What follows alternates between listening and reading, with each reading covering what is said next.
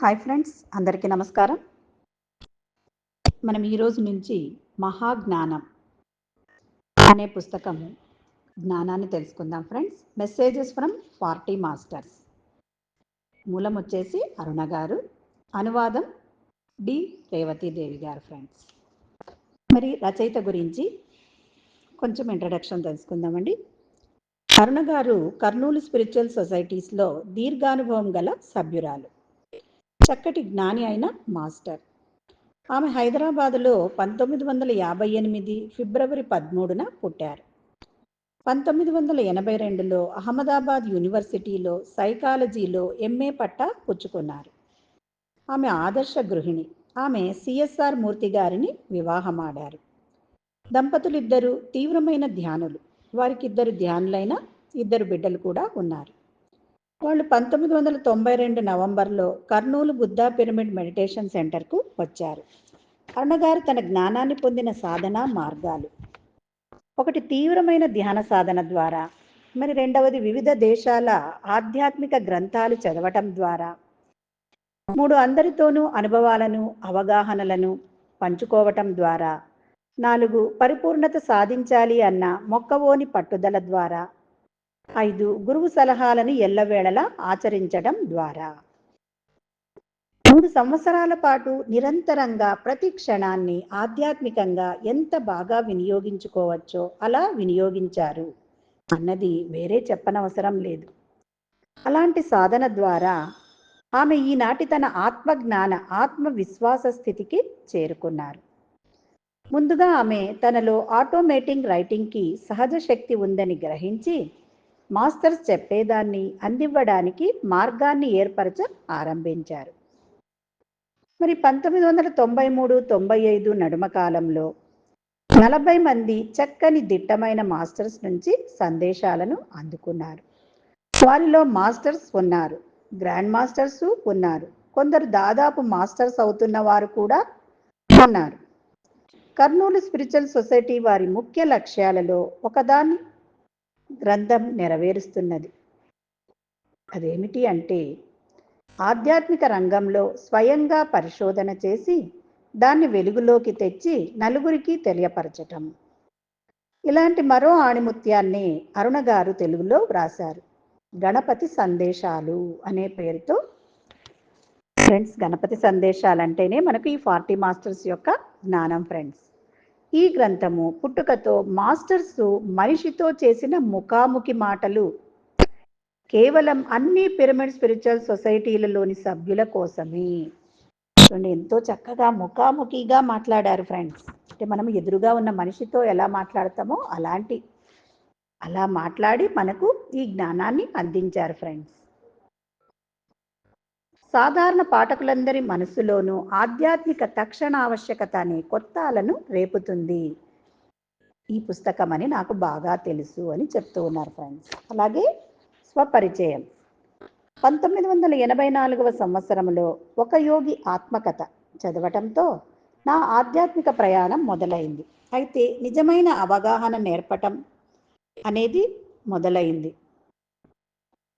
1992లో grand master Subhash పత్రి గారిని కలవటంతోనే ప్రారంభమైంది.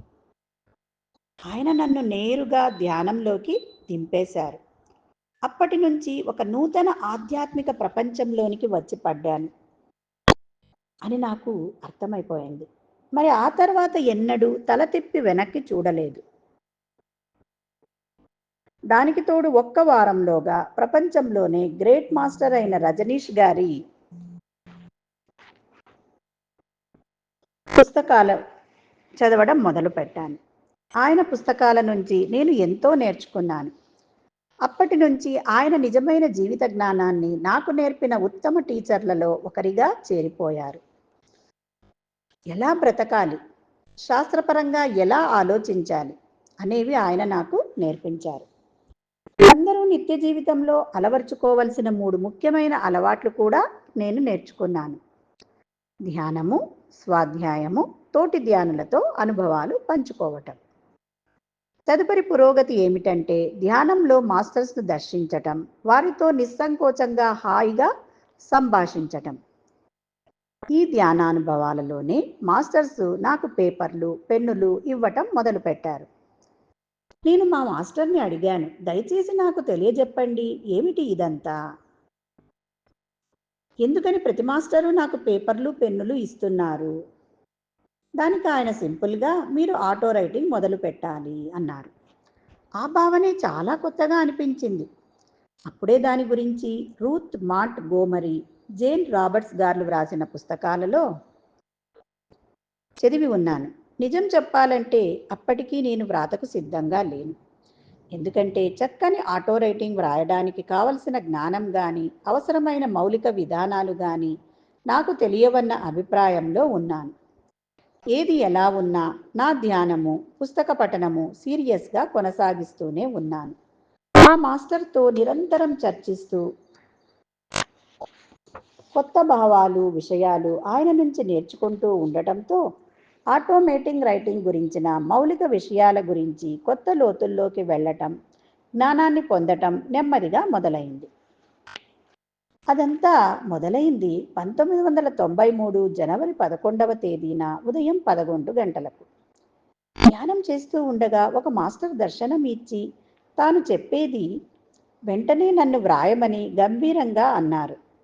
గది అంతా ఎంత శక్తితో ప్రకంపనలతో నిండిపోయింది అంటే, నా మనోపరిస్థితి కూడా ఎంతగా మారిపోయింది అంటే, ఆశ్చర్యకరంగా వ్రాస్తున్న ఆ 45 నిమిషాల సేపు ఒక్క క్షణం కూడా ఈ అనుభవం పట్ల నాలో ఎలాంటి ప్రశ్నలు ఉదయించలేదు.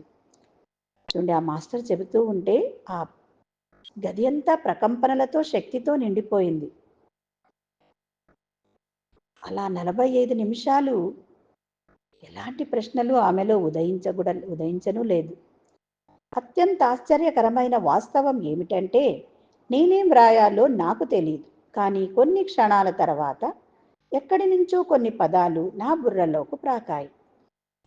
ఆ పదాలు నేను వ్రాసే వరకే నా బుర్రలో ఉన్నాయి. వ్రాయడం పూర్తి కాగానే మరికొన్ని పదాలు నా బుర్రలోకి వచ్చేస్తాయి. ఈ విధంగా ధ్యానం జ్ఞానం గురించి నాకు మొదటి సందేశం వచ్చింది. అది అద్భుతంగా ఉంది. ఆధ్యాత్మిక రంగంలో నేను ఓ ఆటో రైటర్గా నిలబడటానికి నాకు దోహదపడింది.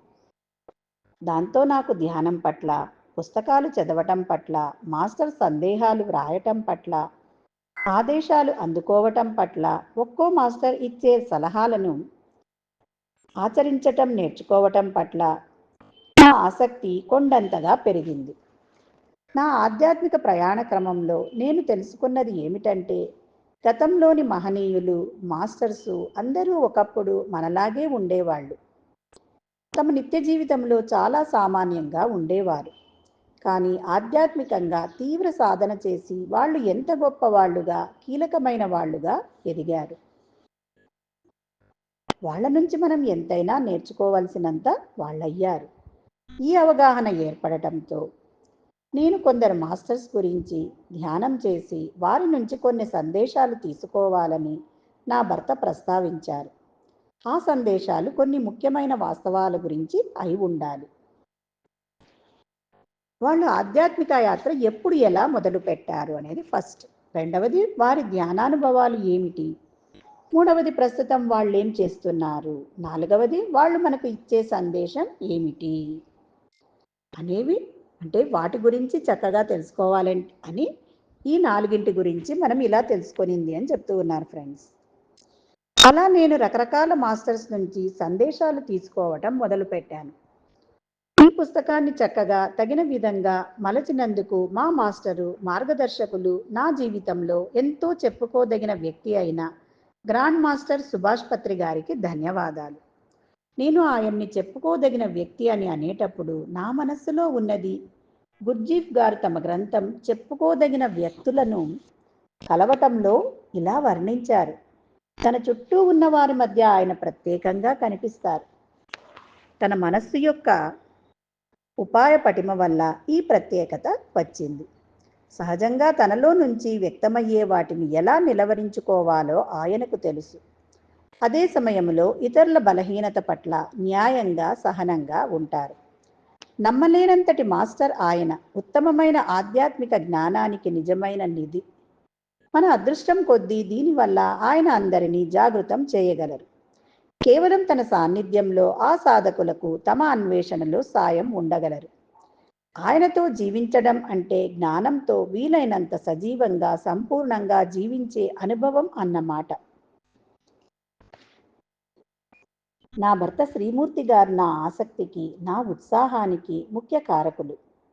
ఆయన నా జీవన శక్తి. నేను ఆధ్యాత్మిక పరిశోధనలో నిరంతరం కొనసాగడానికి ఆయన సాయం చేశారు. మహాజ్ఞానం అనే ఈ గ్రంథానికి భావాన్నిచ్చిన కీలకమైన వ్యక్తి ఆయన.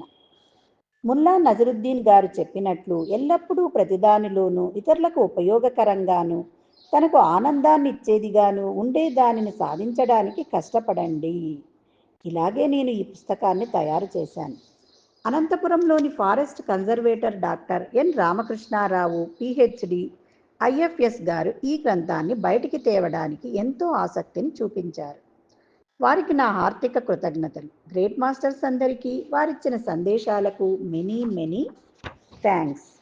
ఫ్రెండ్స్, మరి మనము రేపు చక్కగా మరి మాస్టర్స్ అందించిన జ్ఞానాన్ని అందుకుందాము.